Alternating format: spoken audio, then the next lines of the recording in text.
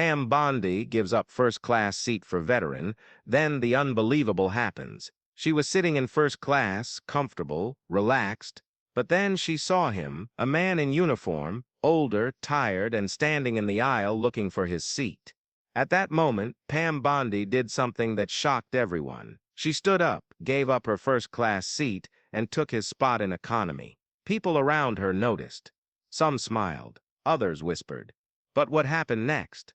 No one could have predicted it, because within minutes the entire plane was about to witness something that would leave them speechless. Pam Bondi, a well-known attorney and former Florida Attorney General, wasn't looking for attention that day. She wasn't trying to make a statement, she just saw a veteran who looked like he had been through more than his fair share of hardship, and she made a choice. She smiled at him, insisted he take her seat, and walked down the narrow aisle toward economy. The veteran hesitated. "Are you sure?" he asked. Pam nodded. The flight attendant, caught off guard, quickly adjusted the seating. Passengers watched as she took her new seat, squeezed between two strangers, far from the luxury she had paid for. But she didn't complain. She didn't expect anything in return. Then something strange happened. A man in the back, wearing sunglasses and a dark jacket, tapped his phone screen rapidly. Another woman near the window leaned forward, whispering to the person next to her. The whispers spread. Pam noticed, but she had no idea that in just a few minutes, her simple act of kindness was about to take a turn that no one saw coming. Pam settled into her economy seat, shifting slightly as she adjusted to the tight space. She glanced around, noticing a few passengers stealing glances at her, their expressions a mix of curiosity and admiration. She didn't think much of it, until she saw the man in the dark jacket again. He wasn't just looking at her. He was watching, intently. His fingers hovered over his phone screen, and every few seconds he typed something. Then the flight attendant approached her. "Miss Bondi, the captain would like to speak with you." Pam blinked. The captain, the flight attendant nodded. Passengers whispered louder now, eyes darting between Pam and the front of the plane. As Pam unbuckled her seatbelt and stood, the veteran, still seated in first class, looked back at her, his face unreadable. Something was happening. She followed the flight attendant up the aisle, past rows of curious passengers. When they reached the front, the captain stood just outside the cockpit, waiting. His expression was serious. "Miss Bondi," he said. "He have a situation." Pam's stomach tightened. What kind of situation? The captain hesitated, glancing over her shoulder toward the cabin. A message came through from ground control. "Someone on this plane just made a report." Pam frowned. "A report?" The captain lowered his voice. "Someone claimed there's a security risk on board." Pam's pulse quickened. She had been in high-stakes situations before. But this, on a plane at 30,000 feet? "Do we know who made the report?" she asked. The captain hesitated. "It came from a passenger, and from what we can tell, it has something to do with you." Pam's mind raced. A security risk? Her? None of it made sense. Then, just as she was about to ask another question, the flight attendant behind her let out a sharp gasp. Pam turned and saw two men in suits standing just outside the cockpit door. Air marshals, and they were looking straight at her. Pam's breath caught in her throat. She had dealt with law enforcement her entire career, but being on the receiving end of an investigation at 30,000 feet, that was new. One of the air marshals, a tall man with sharp eyes, stepped forward. "Miss Bondi, we need to ask you a few questions." Pam kept her voice steady. "Am I being accused of something?" The second marshal, shorter but just as intense, glanced at the captain before speaking. "Someone on this flight reported suspicious activity involving you. We're verifying the claim." Pam frowned. Suspicious activity. All she did was give up her seat. She glanced back toward the economy section. Passengers were whispering more now, craning their necks to see what was happening. The veteran in first class looked uneasy. The man in the dark jacket was still typing furiously on his phone. Something wasn't right. "Who made the report?" she asked. The taller marshal hesitated. "We can't disclose that." Pam narrowed her eyes. Years of courtroom battles had sharpened her instincts. She knew when someone was holding back. Then the intercom crackled. "Ladies and gentlemen, this is your captain speaking. We are making an unscheduled landing due to a security concern. Please remain seated and follow the instructions of the flight crew. A ripple of panic swept through the cabin. Passengers gasped. A woman clutched her husband's arm. Pam's stomach sank. Unscheduled landing? For what? The air marshal stepped closer. Come with us, Miss Bondi. Her heartbeat thundered. I'm not going anywhere until you tell me what's going on. The shorter marshal sighed. We received an anonymous report stating you were carrying an unauthorized package. Pam's eyes widened. That's ridiculous. The taller marshal nodded. It may be, but until we confirm, we have orders to detain you upon landing. The whispers turned into murmurs. People were shifting in their seats.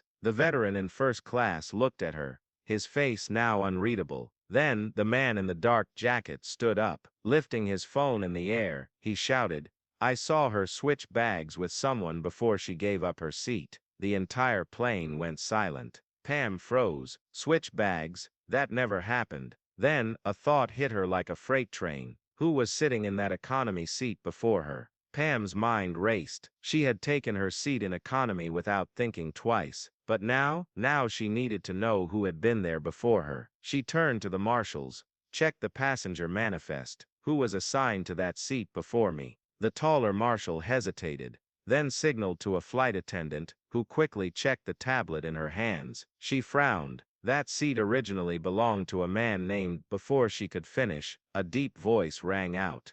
Enough. Every head turned. The veteran, now sitting in first class, was standing. His hands clenched the armrests, his face tight with something that looked like regret. Pam locked eyes with him.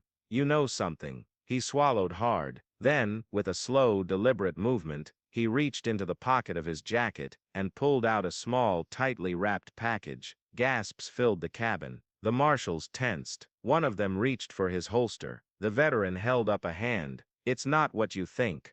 Pam's pulse pounded. Then explain. His shoulders sagged. I never wanted to involve you, but when you gave up your seat, everything changed. The plane was dead silent now.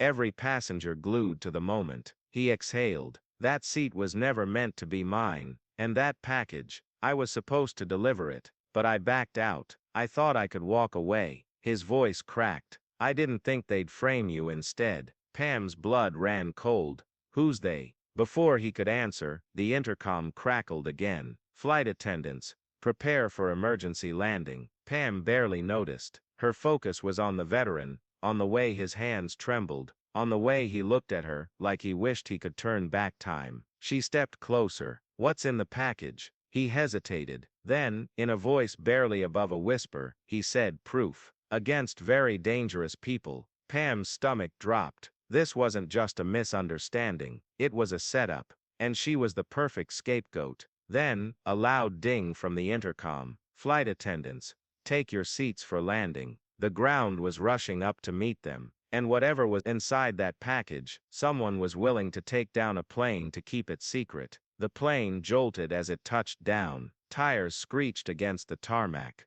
A tense silence hung over the cabin, thick with fear and unanswered questions. Pam's heart pounded. The veteran still held the package, his grip tight. The air marshals were already standing, ready to detain her the moment the doors opened. She glanced out the window. A convoy of black SUVs and flashing police cars was speeding toward the aircraft. They weren't just here for her. The second the plane came to a stop, the captain's voice echoed over the intercom. Ladies and gentlemen, remain seated. Law enforcement will be boarding shortly. The tension in the air snapped. People whispered. Some clutched their belongings. Others reached for their phones. The veteran turned to Pam, eyes filled with something she couldn't quite place. Guilt, gratitude, maybe both. I never meant for this to happen to you, he murmured. Pam steadied her breath. Then tell me what's in that package. The veteran hesitated. Then slowly, he unwrapped it. A small flash drive. That was it. One of the marshals snatched it from his hands,